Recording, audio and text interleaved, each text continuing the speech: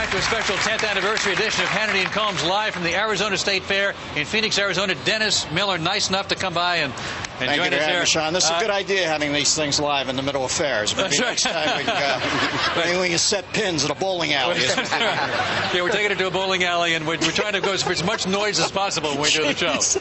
And it's not, believe me. Something wicked this way comes. That train has been coming for years. All right, so much has been made of your stance on the war, 9/11 change, but you are still fairly liberal on lots of social issues. I'm a libertarian on a lot of things. So conservatives are not thrilled with a lot of your issues either. Not that I want to have this crowd hate you, but I like some company. Let me say this: I look at the war. I look at the war in Iraq, and I look at the option. Now, I saw Spielberg's brilliant film Munich last year. It's a little flawed because they should have put the Terrorism Act completely up front, because everything emanates out from that. But it was a pretty good movie, and I was reminded how difficult it is if we attack Al Qaeda, which is not a country, to go into individual apartment buildings in Lisbon, Paris, London, all over the world, and ferret out guys who want to blow themselves up. Is Iraq optimum? No, but at least it's a psychotic salt lick where every nut in that part of the world comes now. Wait a minute. And we can do business with it. Well, wait a second. One thing, Al Qaeda wasn't in that country till we went in, and then they came in after we went into Iraq. That's what happened. They were not there till we became the magnet for Al Qaeda coming into that country. I wish there was a country called Al Qaeda where we could have started all this, but there wasn't. So Saddam Hussein and his punk sons were just unlucky enough to draw the Wonka ticket in the dead lottery. But Dennis, that's a very funny joke, but they were in Afghanistan for the most part. We took resources out of there, redeployed them to a country that was not a threat to the United States. Alan, we could still be in Afghanistan. We could have that country leveled.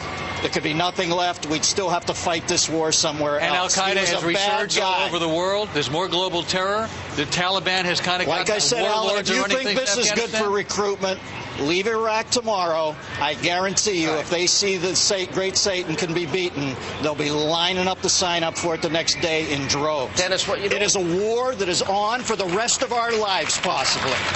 It is on. It's a war of cultures. It had to start somewhere. Dennis, one of the things that surprises me about the left, there are a lot of people, I think, that really believe if only we're nicer to Kim Jong-il, if only we're nicer to Osama bin Laden, if only we're nicer to Saddam. I don't think they understand the nature of this enemy, how sick and evil it is that you're willing to strap bombs on your own children and send them pizza parlors and buses to kill innocent people, or hijack airplanes and kill innocent people. They don't seem to get it. Sean, as much as I respect you on certain things, this is where I deviate from you. You don't agree with that? I don't think it makes they want to be nice to them. When you say that, I think it provokes stuff in them. Guys like Alan think, I don't want to be nice to him. I just want to fight the war differently.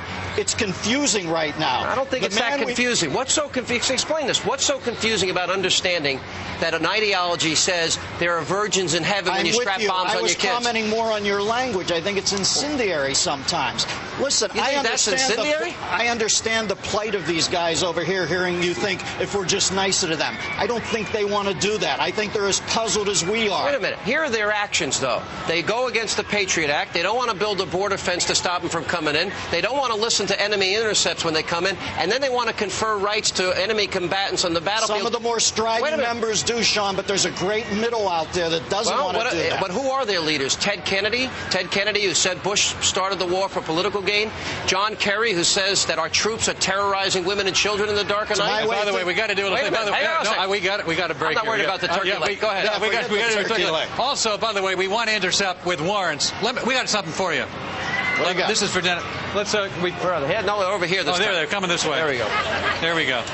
There you go. Can I tell you something? A little historical note. Yeah. Ben Franklin thought this should be the national bird, but that was right after he got electrocuted by the kite and went insane. We got the right bird. Sonny, I love you. We got to notch it down. America, love each other. Thank you very much, Dennis Miller. And we'll be right back with more live on the special edition of Hannity and Combs from the Arizona State Fair in Phoenix, Arizona. Back in just a moment. Special.